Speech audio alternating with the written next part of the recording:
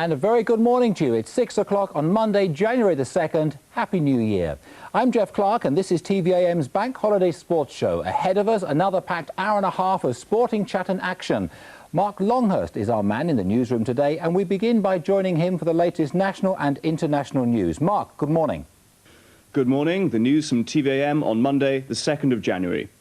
In America, the FBI says it would welcome cooperation from the Palestine Liberation Organization in the hunt for the terrorists who destroyed the Pan Am jumbo jet over Lockerbie. The PLO leader Yasser Arafat has reportedly offered to help identify the group responsible. He described the bombing as an inhuman criminal action. The director of the FBI has said that he wants the terrorists dealt with in court. Back home, the Dumfries and Galloway police have denied claims made by some relatives of passengers on Flight 103 that the bodies aren't being released quickly enough. They say they first have to complete forensic tests. From Lockerbie, Mike Voss sends this report. The search operation is continuing throughout the holiday period, and already one more body has been discovered in Sherwood Crescent. The search area has also been extended to Kielder Forest, 40 miles away in Northumbria. But as 21 more victims are identified and their bodies released, some relatives say the process is taking too long. We are releasing the bodies as and when we are satisfied and the Procurator Fiscal is satisfied that all the relevant information of evidential value is obtained. Meanwhile, Pan Am has announced it will lay on special planes tomorrow to fly relatives from America to Scotland for Wednesday's memorial service at Lockerbie Parish Church. The service will also be broadcast live at a local cinema, and the town centre will be closed to traffic so 3,000 extra people can hear the Mass over loudspeakers.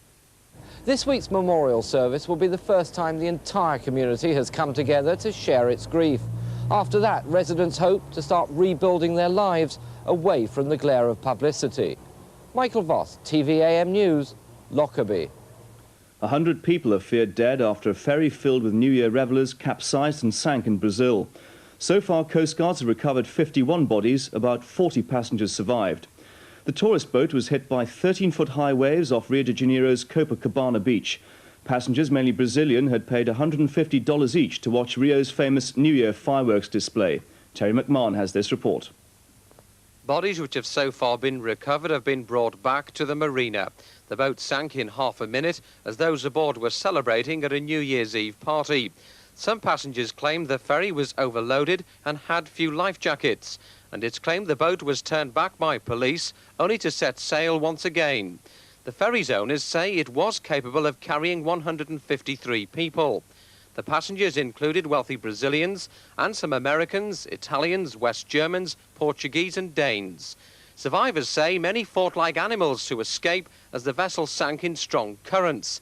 And it's being claimed the captain was told to sail the ferry or lose his job. A makeshift morgue has been set up as an inquiry gets underway into the tragedy. Detectives in North Yorkshire are waiting to interview a soldier after a double murder at an army camp.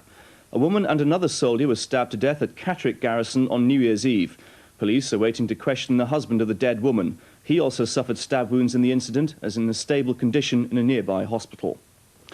In Italy, 4 men have risked their lives taking part in a New Year tradition of diving into the heavily polluted waters of the River Tiber. The tradition of the 70-foot dive from the Cavour Bridge in Rome started 23 years ago. And it's the 16th time that 76-year-old Spartaco Bandini has taken the plunge. Despite the pollution in the water, none of the divers appear to suffer any immediate side effects. Finally, it's been the mildest New Year holiday on record, with temperatures equaling some Mediterranean sunspots.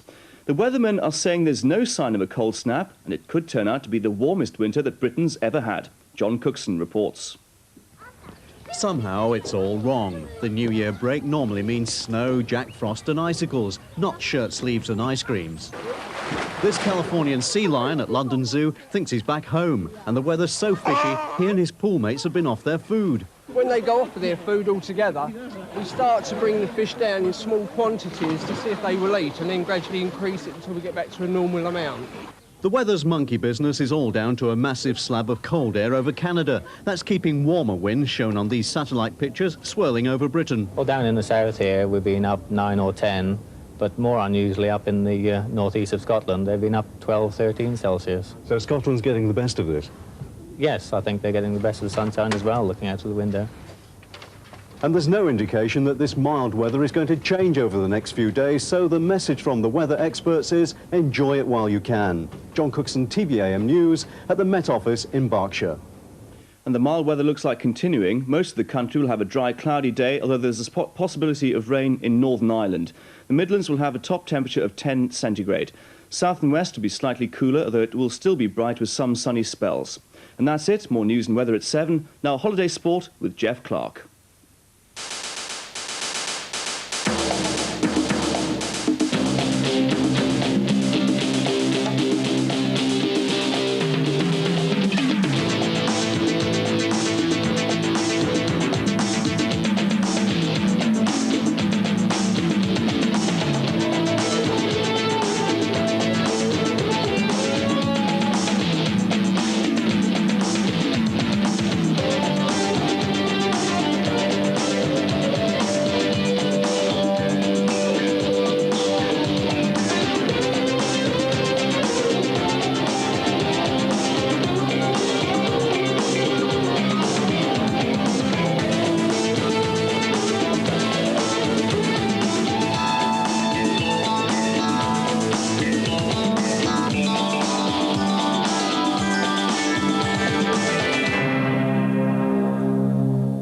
And a very good morning to you. I am Jeff Clark and this is the Holiday Sports Show on TVAM. This morning, Gerald Davis joins us to talk rugby.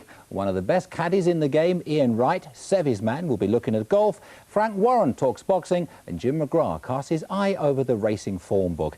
And we'll have more of our sporting faces of '89 to look forward to.